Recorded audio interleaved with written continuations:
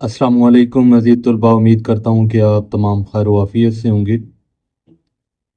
अज़ीज़ तलबा, आज हमारा सबक नंबर 15, 10वीं क्लास, नई किताब 2026-27, उसके हवाले से ये सबक नंबर 15 हमारी नज़्म है। अल्लामा इकबाल रहमतुल्लाह अलैह की नज़्म, बहुत ही इम्पोर्टेंट नज़्म है तशरीह के हवाले से। और हमारी नज़्म का नाम ख़ताब जवानान इस्लाम है। तो अज़ीज़ तलबा, इससे पहले इस नज़्म की 2 वीडियो हम बना चुके हैं। टोटल इस नज़्म की 4 वीडियो बनाएंगे, क्योंकि इसमें टोटल अशार की तादाद 12 है। तो बजाय इसके कि हम बिल्कुल मुख्तसर तशरीह करते और पूरी नज़्म को इसमें समा देते, तो हमने सोचा कि 3-3 अशार की 4 वीडियो बनाते हैं, ताकि तलबा को ज़्यादा मवाद मुयस्सर आ सके। तो जी तलबा, आज की वीडियो में हम नेक्स्ट 3 अशार जो हमारे सामने हैं, शेर नंबर 7, शेर नंबर 8 और 9, इसकी तशरीह करेंगे। इसके बाद एक वीडियो हमारी इस नज़्म पे रह जाएगी, जिसमें हम शेर नंबर 10, 11 और 12 की तशरीह करेंगे। यूं ही हमारी नज़्म ये कंप्लीट होगी। इसके बाद हमारे सिलेबस में सिर्फ एक ही नज़्म है, सबक नंबर 16। उसके बाद हिस्सा गज़ल शुरू हो जाएगा। तो अज़ीज़ तलबा, आज का टॉपिक शुरू करते हैं। नज़्म का नाम ख़ताब जवानान इस्लाम, शेर नंबर 7, 8 और 9, इसकी तशरीह इस वीडियो में की जाएगी। तो शेर नंबर 7 है हमारा, अगर चाहूँ तो नक्शा खींच कर अल्फाज में रख दूँ, मगर तेरे तख़य्युल से फजू तर है वो नज़ारा। तो अज़ीज़ तलबा, इस शेर में मुश्किल अल्फाज के मानी देख लेते हैं। वैसे तो ये आसान शेर है, इसमें 2-3 मुश्किल अल्फाज मुझे मिल पाए हैं, जो मैंने यहाँ साइड में लिख दिए। तो पहला मायनी है तख़य्युल।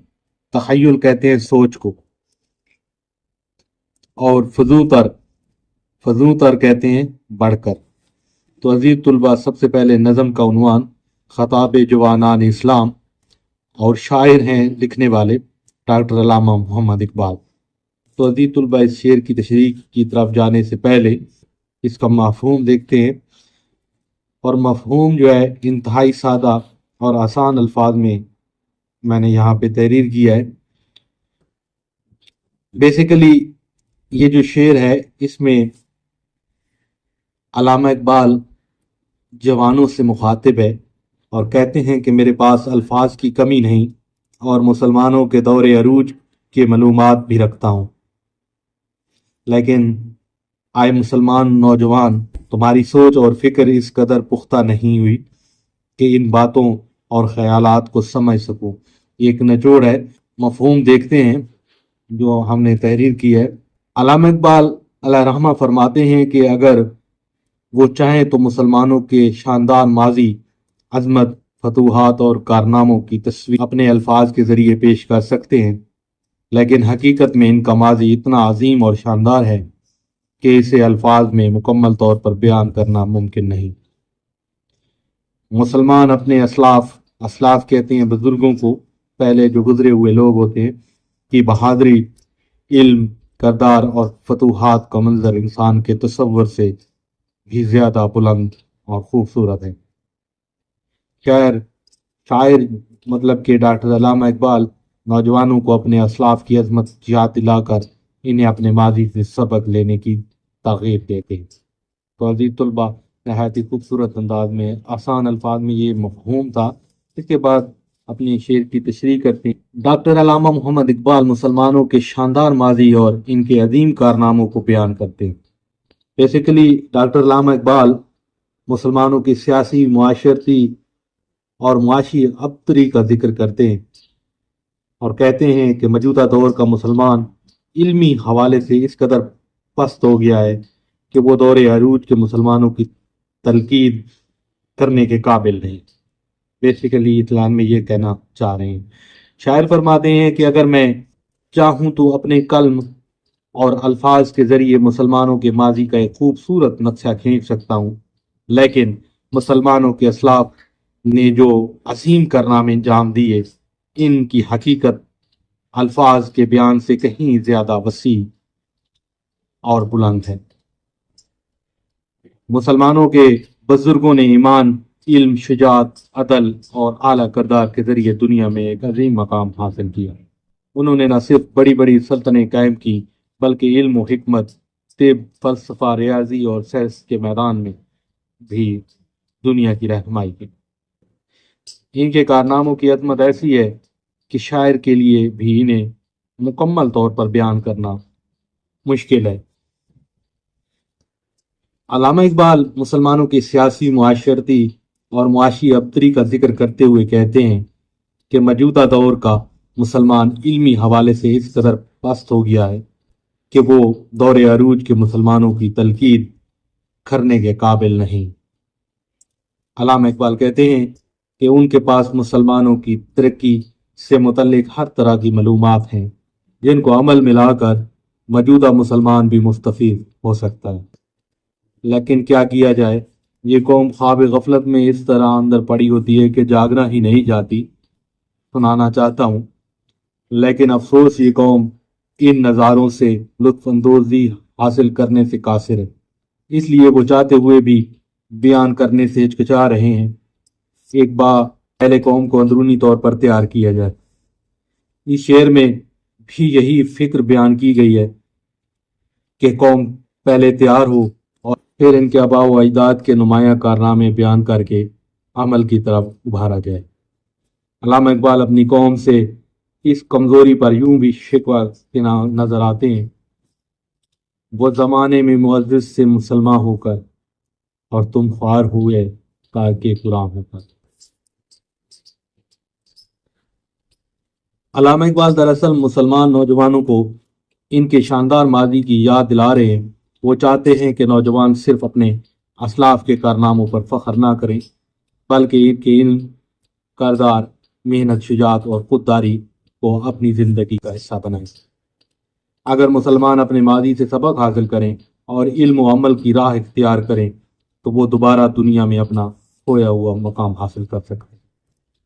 مسلمانوں کے عروج سے متعلق حالی نے کیا خوب فرمایا، وہ کیا لوگ تھے جن کی تھی شان نرالی، وہ کیا لوگ تھے جن کی تھی شان نرالی، وہ کیا بات تھی ان کی کہ ہر ایک ادا میں، کہ دنیا تھی ان کے قدموں کے نیچے، رہتی تھی فتح ان کے ہر ایک صدا میں۔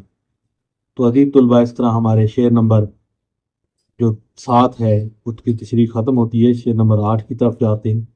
شعر نمبر 8 ہے ہمارا، تجھے آبا سے اپنی کوئی نسبت ہو نہیں سکتی کہ تو گفتار وہ کردار، تو ثابت وہ سیارہ۔ تو عزیز طلبہ، اپنے شعر میں جو مشکل الفاظ ہیں ان کے معنی کی طرف جاتے ہیں، ان کے معنی دیکھتے ہیں۔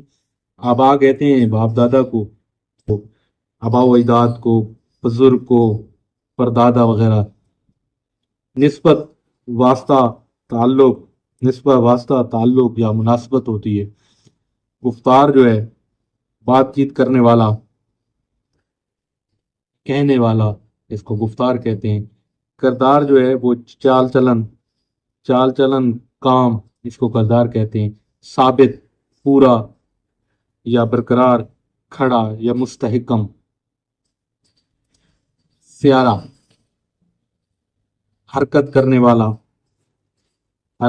والا، کوئی بڑا جسم جو کسی مرکزی ستارے کے گرد گھومتا ہو اسے سیارہ کہتے ہیں۔ خطاب جوانان اسلام، شاعر کا نام ہے ڈاکٹر علامہ محمد اقبال۔ مفہوم کو پڑھنے سے پہلے میں آپ کو بتا دوں کہ ڈاکٹر علامہ اقبال اس مفہوم میں، اس شعر میں کہنا کیا چاہتے ہیں۔ وہ کہنا چاہتے ہیں کہ تم اپنے آباء و اجداد سے کوئی واسطہ نہیں رکھتے، ان کی نسبت تمہارے طور طریقے الگ ہو چکے ہیں، وہ باعمل مسلمان تھے اور تم صرف باتیں ہی کرتے ہو، وہ کام میں متحرک رہتے تھے جبکہ تمہاری حالت یہ ہے کہ ٹھہرے پانی کی طرح ایک جگہ رکے۔ تو یہ اس کا نچوڑ ہے، اس کو ایک دفعہ دیکھ لیتے ہیں مفہوم کو۔ علامہ اقبال نوجوان مسلمانوں کو مخاطب کرتے ہوئے فرماتے ہیں کہ اگر ان کے اندر اپنے بزرگوں جیسا کردار، محنت، عمل اور بلند اخلاق موجود نہیں तो सिर्फ इनकी औलाद होने का दावा बेफायदा। हमारे असलाफ अपने अमल से दुनिया में इज्जत और कामयाबी हासिल करते थे, जबकि आज हम सिर्फ बातें करते हैं। शायर अल्लामा इकबाल का पैगाम है कि कामयाबी निस्बत से नहीं बल्कि किरदार, अमल, ईमान और मुसलसल मेहनत से मिलती है। नौजवानों को चाहिए कि वो अपने आबा व अजदाद की अच्छी सफ़ात अपनाएं ताकि दोबारा उम्मत मुस्लिमा का वक़ार बहाल हो सके। तशरीह में अल्लामा इकबाल नौजवान मुसलमानों को झंझोड़ते हुए फरमाते हैं कि अगर तुम्हारे अमाल, अखलाक और किरदार अपने बुजुर्गों जैसे नहीं हैं तो सिर्फ इनकी औलाद होने पर फख्र करना कोई फायदा नहीं देता। हमारे आबा व अजदाद सच्चे, ईमानदार, बहादुर, मेहनती और अमल के पक्के थे। इस पर खुद भी अमल करते थे, इसलिए दुनिया इनका एहतराम करती है। इसके बरक्स आज का मुसलमान सिर्फ ज़बानी दावे करे, मेहनत ना करे और अपने किरदार को बेहतर ना बनाए तो वो अपने अजीम असलाफ का हकीकी वारिस नहीं कहला सकता। अल्लामा इकबाल अलैहि रहमा नौजवानों को नसीहत करते हैं कि वो इल्म हासिल करें, अपने अखलाक को संवारें, मेहनत को अपना शियार बनाएं और अपने किरदार को मजबूत करें। इसी रास्ते पर चलकर मुसलमान दोबारा इज्जत, तरक्की और सरबुलंदी हासिल कर सकते हैं।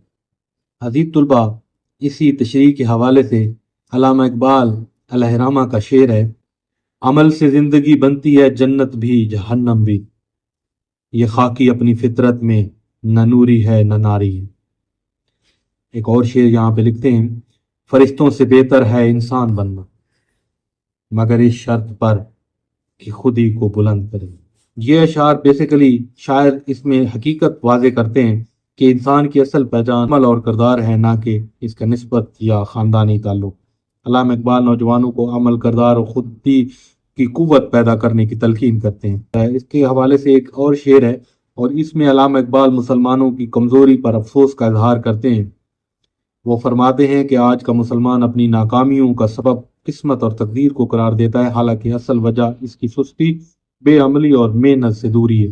सवाल करते हैं कि ये खुदा को धोखा देना है या खुद अपने आप को धोखा देना है, क्योंकि अल्लाह ताला ने इंसान को अमल, जदोजहद और कोशिश का हुक्म दिया।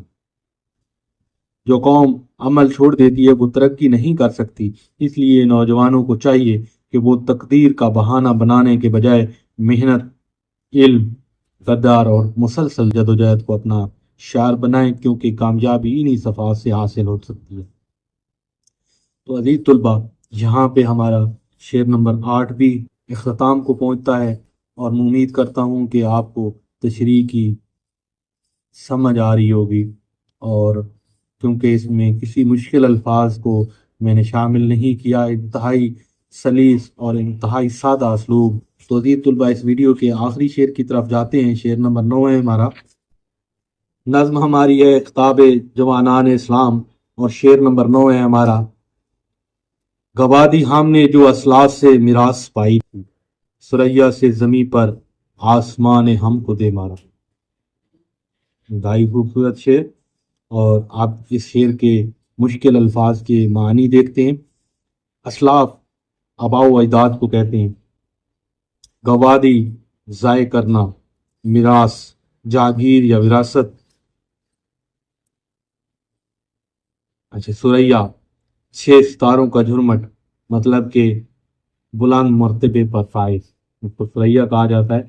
तो अजीज तुलबा, हमारी नज़्म का उन्वान है खिताब जवानान इस्लाम और लिखने वाले शायर का नाम है डॉक्टर अल्लामा इकबाल अलैहि रहमा। इसका सबसे पहले मफ़हूम देखते हैं, और मफ़हूम देखने से पहले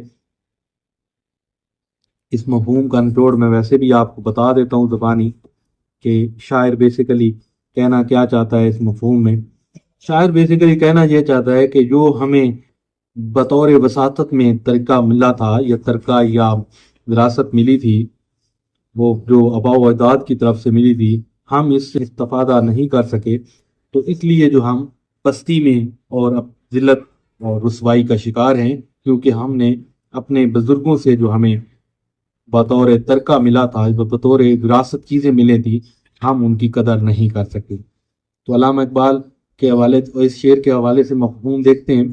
علامہ اقبال فرماتے ہیں کہ مسلمانوں نے اپنے بزرگوں اور اسلاف سے جو عظیم دینی، علمی، اخلاقی اور تہذیبی ورثہ حاصل کیا، وہ اپنی غفلت، بے عملی اور آپس میں اختلافات کی وجہ سے کھو دیا۔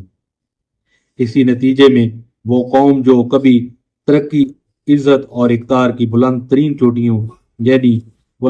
چوٹی یعنی ثریا پر تھی، آج زوال کا شکار ہو کر پستی میں جا پہنچی۔ شاعر نوجوانوں کو متوجہ کرتے ہیں کہ وہ اپنے اسلاف کی تعلیمات، محنت اور کردار کو دوبارہ اپنا لیں تو کھوئی ہوئی عظمت واپس حاصل کر سکتے ہیں۔ تو شعر کی تشریح ہے۔ تشریح میں بیسیکلی علامہ اقبال اسلام کی سست روی اور بے عملی کا ایک اور نمونہ اس شعر میں پیش کرتے ہیں۔ شعر علامہ اقبال مسلمانوں کو ان کے شاندار ماضی کی یاد دلاتے ہیں اور وہ فرماتے ہیں کہ ہمارے اسلاف علم، ایمان، تقوی، عدل، بہادری اور اعلیٰ کردار کے مالک تھے، اور آج کے مسلمانوں کی پستی بھی وہ اس میں بیان کرتے ہیں کہ وہ کیوں زوال کا شکار ہیں۔ اپنی اوصاف کی بدولت مسلمانوں نے دنیا پر حکومت کی، علم و فن میں عظیم کارنامے انجام دی اور دنیا کی رہنمائی کی، لیکن بعد میں مسلمانوں نے اس عظیم ورثے کی حفاظت نہ کی۔ انہوں نے علم و تحقیق، اتحاد، محنت اور عمل کو چھوڑ دیا، جن کے باعث ان کی طاقت اور عزت ختم ہوتی چلی گئی۔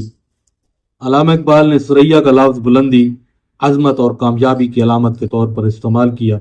وہ کہتے ہیں کہ مسلمان کبھی ثریا کی بلندیوں پر تھے، لیکن اپنی کوتاہیوں کی وجہ سے اتنے نیچے آ گئے کہ گویا آسمان نے انہیں زمین پر لا پھینکا۔ یہ دراصل مسلمانوں کے زوال کی نہایت مؤثر تصویر ہے۔ شاعر نوجوانوں کو یہ پیغام دیتے ہیں کہ اگر وہ اپنے اسلاف کے ایمان، کردار اور علم، اتحاد اور مسلسل جدوجہد کو اپنا لیں تو وہ دوبارہ دنیا میں عزت، وقار اور سربلندی حاصل کر سکتے ہیں۔ شاعر علامہ اقبال علیہ رحمہ کے نزدیک قوموں کی ترقی صرف اپنے عظیم ماضی پر فخر کرنے سے نہیں، بلکہ اسلاف مطلب اپنے گزرے ہوئے لوگ جب اپنے بزرگ کی بہترین صفات کو عملی زندگی میں اختیار کرنے سے ممکن ہوتی ہے۔ حوالہ شعر یہاں پہ علامہ اقبال کا شامل کرتے ہیں: سبق پڑھ صداقت کا، عدالت کا، شجاعت کا، لیا جائے گا تجھ سے کام دنیا کی امامت کا۔ کہ نوجوانوں کو نصیحت کرتے ہیں علامہ اقبال کہ اگر وہ اپنے اسلاف کی طرح سچائی، انصاف، بہادری اور اعلیٰ کردار کو اختیار کریں گے تو ایک بار پھر دنیا کی قیادت اور عزت ان کا مقدر بن سکتی ہے۔ یہی پیغام اس شعر میں بھی دیا گیا ہے علامہ اقبال کی طرف سے۔ تو عزیز طلبہ، آج ہم نے شعر نمبر 7، 8 اور 9 اس کی تشریح کی، اس کا مفہوم بیان کیا، نظم کا عنوان، شاعر کا نام اور مشکل الفاظ کے معنی ہم نے تحریر کیے، اور میں نے کوشش کی کہ انتہائی آسان الفاظ میں طلبہ کے سامنے یہ تشریح پیش کی جائے تاکہ امتحان میں طلبہ کو کسی قسم کے مسائل کا سامنا نہ کرنا پڑے۔ تو ایک کوشش کیا کریں کہ پیپر میں تشریح کا سوال وہ سب سے آخر میں کیا کریں تاکہ اس کے لیے زیادہ سے زیادہ ٹائم اور زیادہ سے زیادہ مواد ہوگا تو بہتر ہوگا۔ میری اللہ سے دعا ہے کہ اللہ تعالیٰ آپ تمام طلباء کو کامیاب کرے اور ہر میدان میں کامیاب کرے، اور اپنے لیے اور میرے لیے دعا ضرور کیجیے گا۔ آپ سے اجازت چاہتے ہیں۔ اللہ حافظ۔